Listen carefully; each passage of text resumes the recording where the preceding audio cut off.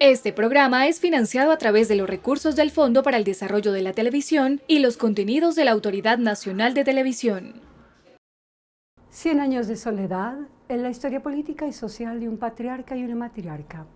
Macondo, un árbol, un pueblo, el microcosmos o el mundo. Cámara de Papel conversó con académicos, lectores, historiadores y ciudadanos de Colombia, México y España sobre el Premio Nobel de Literatura más popular en toda su historia. Traducido a 50 idiomas, amigo, escritor, periodista, cinéfilo, parrandero y enamorado por siempre de su esposa Mercedes.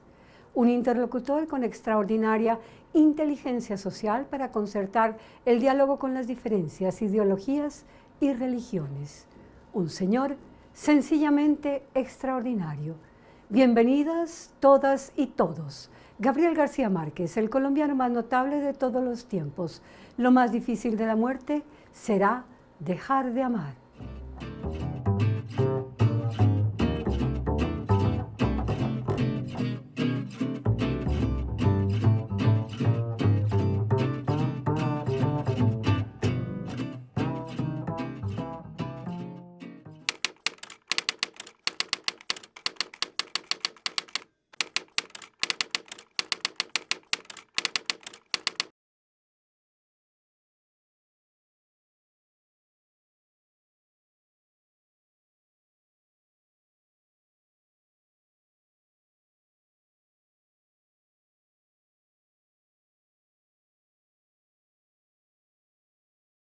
El desafío es para todos los escritores, todos los poetas, narradores y educadores de nuestra lengua para alimentar esa sed y multiplicar esta muchedumbre, verdadera razón de ser de nuestro oficio y, por supuesto, de nosotros mismos. Parecerá mentira, pero uno de mis problemas más apremiantes era el papel para la máquina de escribir. Tenía la mala educación de creer que los errores de mecanografía, de lenguaje o de gramática eran en realidad errores de creación y cada vez que los detectaba rompía la hoja y la tiraba al canasto de la basura para empezar de nuevo.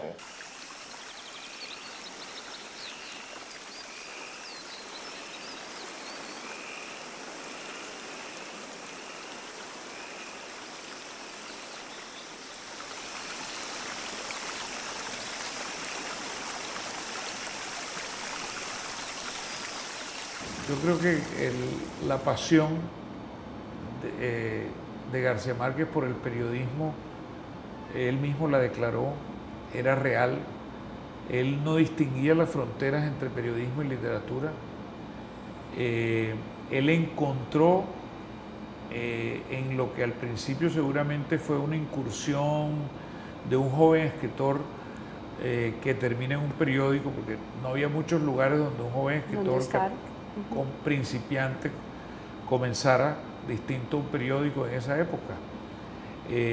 Pero allí se encontró con el reportaje como género literario y se encontró con la vida, porque el periodismo lo sacó a la calle. En alguna ocasión yo le pregunté por un texto maravilloso que está recopilado, que habla sobre el bandoneón, que a mí me parecía una obra maestra, me parece una obra maestra. Y le dije, más o menos, ¿como cuánto tiempo tuviste que invertir para escribir esa columna? Y me dijo, eso fue un maquinazo. El editor dijo, tenemos 2 horas para el cierre, hay que llenar este hueco. Y él dijo, yo me pongo a ello. En esa época fumaba, eran escritores, digamos, de tabaco y café y desvelo, y eso sí, mucha lectura, que ese es el otro ingrediente. De Cartagena, donde hizo sus primeras armas como escritor de periódicos, columnista, articulista del diario El Universal. Luego se fue a Barranquilla al periódico El Heraldo. Allí Su Jirafa, que era el título que tenía esa columna, lo volvió un hombre reconocido, pero tuvo una de las primeras emprendimientos de su vida justo en 1951, también en Cartagena, cuando se viene porque su amigo, el linotipista del Universal, Guillermo Angulo, que vive todavía, el que le decían el mago, lo invita a que formen un periódico vespertino para aprovechar el vacío que dejaba en ese momento el cierre del diario El Fígaro, que era el vespertino conservador de la ciudad. Y crearon un diario que llamaron El Comprimido, el diario más pequeño del mundo, que duró exactamente una semana y en el cual García Márquez escribió todo, las noticias, los editoriales, anunció la precariedad y lo efímero de lo que se comprobó una semana después que no iba más, pero fue un primer ejercicio, un primer ensayo de esa vocación de emprendedor periodístico que luego le vimos retomar años después con su vinculación a la revista Alternativa, con su participación en el noticiero QAP. Lo que quisimos hacer con esta serie llamada El Asombro Vivo en Radio UNAM fue convocar a los lectores, a los amigos y a los estudiosos de García Márquez, tanto en México como en Colombia. Y lo que hicimos fue dividir la emisión en 5 facetas que pensamos que eran, digo, que no son nada nuevo y que son las que tradicionalmente se tratan al momento de hablar de Gabo, que eran García Márquez como narrador, hablando de 100 años de soledad, García Márquez periodista y hablando, por supuesto, de sus textos periodísticos, concretamente del relato de un náufrago, pero de cómo tenía esta idea de que el periodismo no es un hermano menos inteligente o menos afortunado. Todo lo que pudimos colaborar con la gente de la radio universitaria, de las diferentes radios universitarias de Colombia, fue enormemente enriquecedor, no solo para ofrecerlo al oyente, sino para nosotros mismos, ¿no? Todo lo que aprendimos y lo que vivimos. Lo que tiene Gabo es que esencialmente nunca dejó de ser periodista. Él gustaba de presumir que el periodismo era el oficio más hermoso del mundo. El atrevimiento con el que, por ejemplo, empezó a escribir el relato de un náufrago, que es un homenaje al periodismo, porque se trata de un hecho real que todo mundo había leído en la prensa, que ya se había discutido en sobremesas de Manizales y de Bogotá y de Cúcuta y Bucaramanga, y sin embargo aquí hay un tipo que se pone a escribirlo como si tú nunca hubieras oído hablar de esa historia. Esa maestría lo hace desde mucho antes del Nobel un autor indispensable que sabíamos que iba a ser eterno, el más grande. Estaba transformando en primera instancia el papel del periodista, el oficio del periodista, y escribir para los periódicos. Y estaba desacralizando todo ese oficio de escribir para la prensa. Él empezó esa transformación por ahí y empezó un proceso de aprendizaje, obvio. Ahora, el oficio del periodista, entendido como lo entendió Gabo, tiene, digamos, un tótem, un gran ejemplo en uno de los grandes maestros del periodismo del siglo XX, es A.J. Liebling, que decía, quizá haya alguien que escriba mejor que yo, pero no tan rápido. Y quizá haya algún reportero que escriba más rápido que yo, pero no mejor. Y Gabo era de los que se sentaba en la máquina de escribir a cuajar la nota del día. Más de 5 volúmenes son la recopilación de su trabajo periodístico que comenzó, como lo acabas de decirlo, Estela, en 1948 en esta calle San Juan de Dios, donde hoy está la fundación que él creó, la Fundación Gabriel García Márquez para el nuevo periodismo iberoamericano. Y aquí quedaba la sede a 2 casas, 2 puertas del diario El Universal.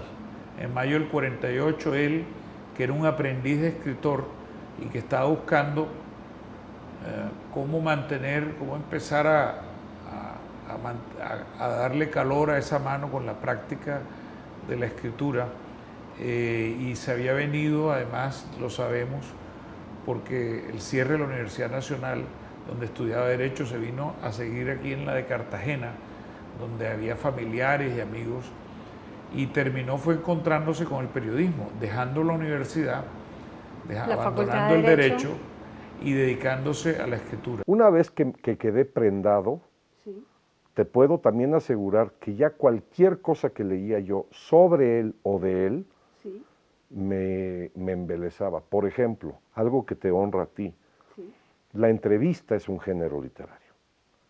Y entonces quien no sepa entrevistar, echa a perder el manantial de una conversación.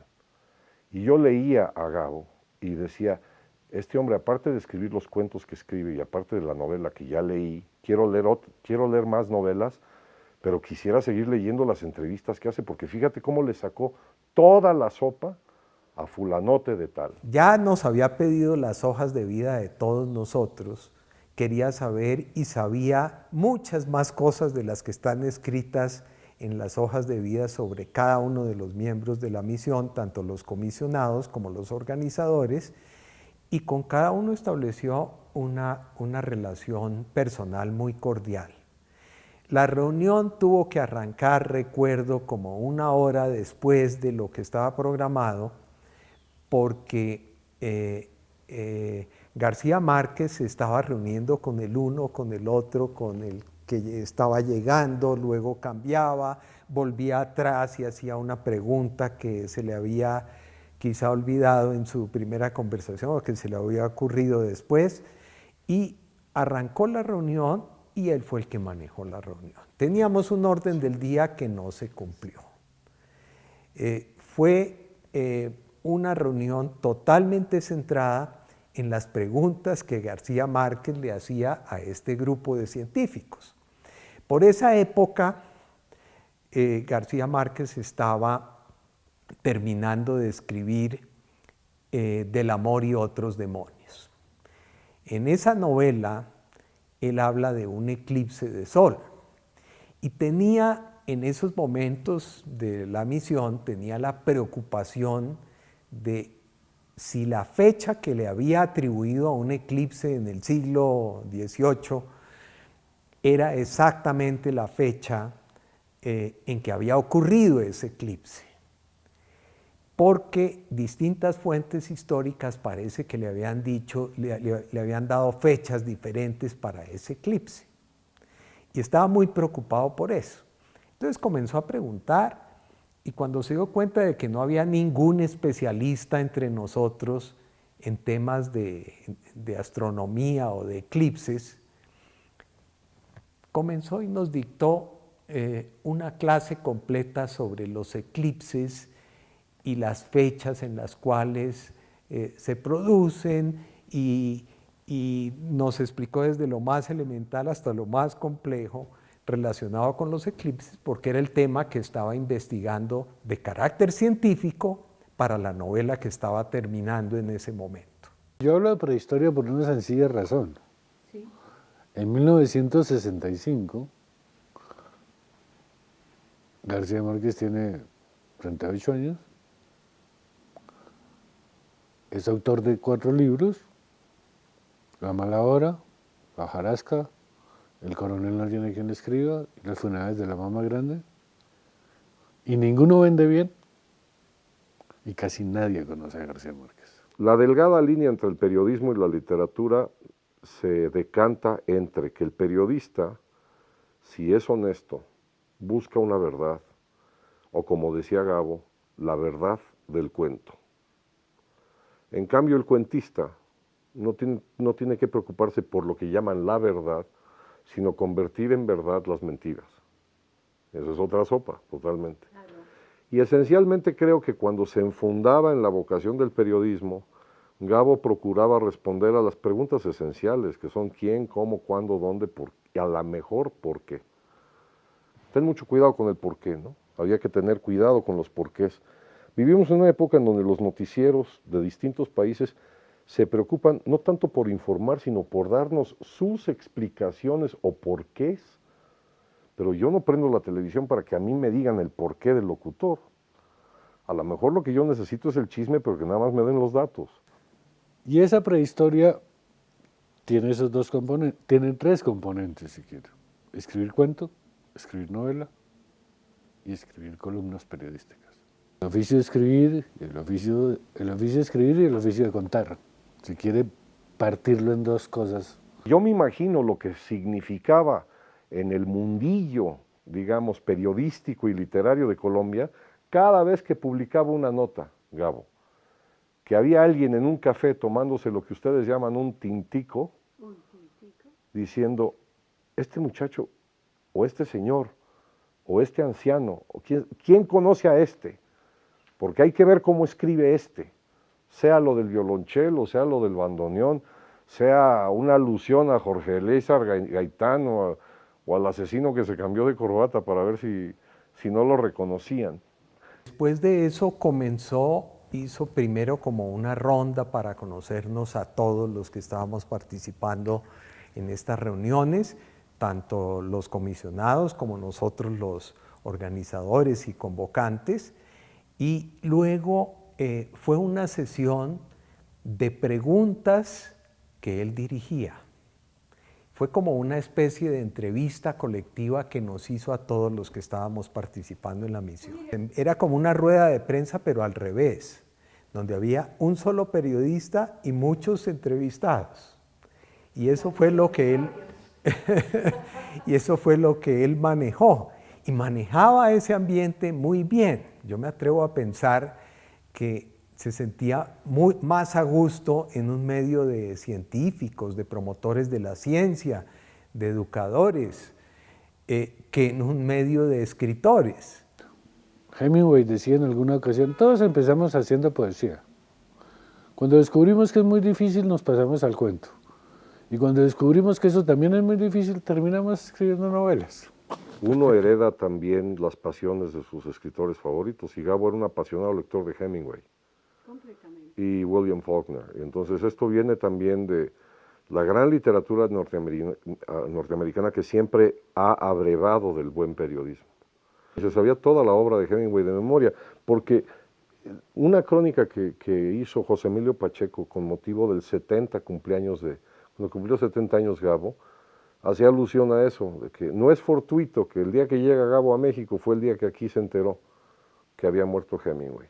García Márquez encontró que era el momento propicio para darle curso a algunas preocupaciones que tenía de tiempo atrás, y eran sus preocupaciones del camino que había cogido el periodismo, lo que él sentía que era la pérdida de oportunidades de formación que antes daba la propia sala de redacción por el contacto entre los editores y los periodistas jóvenes, a un tipo de periodismo que hoy en día lanzaba a la gente a la calle con la grabadora y con nuevas herramientas tecnológicas, pero con mucha menos preparación del oficio y preparación intelectual. Era un escritor de muchos géneros, una firma global desde el punto de vista periodístico en un momento dado, pero además es un hombre de acción.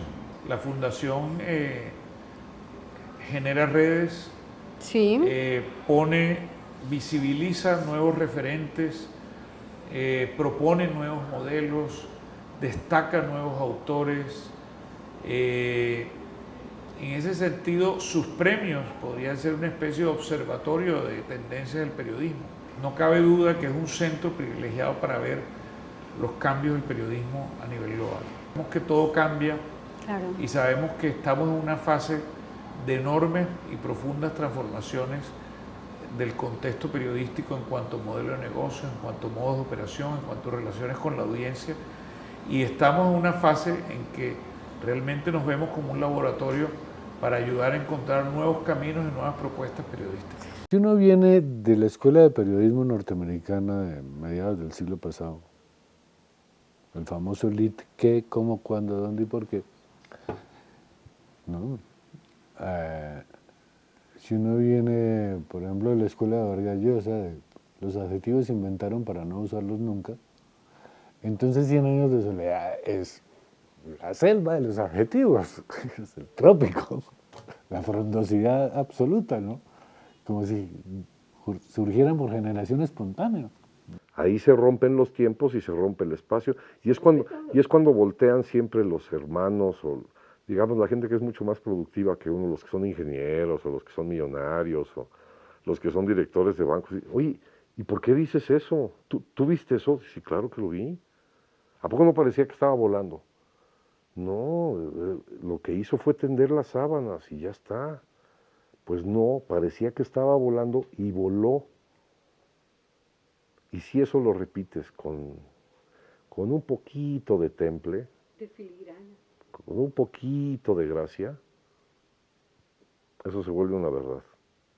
Profesor Nelson González Ortega, Macondo, una especie de árbol frondoso africano. Macondo, un mundo finalmente. Macondo, un mundo, y más que yo diría que un mundo, un universo. Un universo que ambiciona a un universo utópico, una proyección utópica del universo en que promociona seres con iguales derechos, no solamente materiales, sino derechos a la libertad de la imaginación, derechos a crear mundos, los mundos que ellos quieren, que cada individuo quiera. Es que todo buen libro, en alguna medida, es una adivinanza del mundo. Esta visión que él tenía de Macondo como un microcosmos en el cual se estaba reflejando todo el país, yo creo que él veía al mundo también como con un microcosmos que era Colombia. La historia de un mundo, y un mundo en el cual la ciencia jugó un papel absolutamente fundamental. Ahí, cuando llega la ciencia,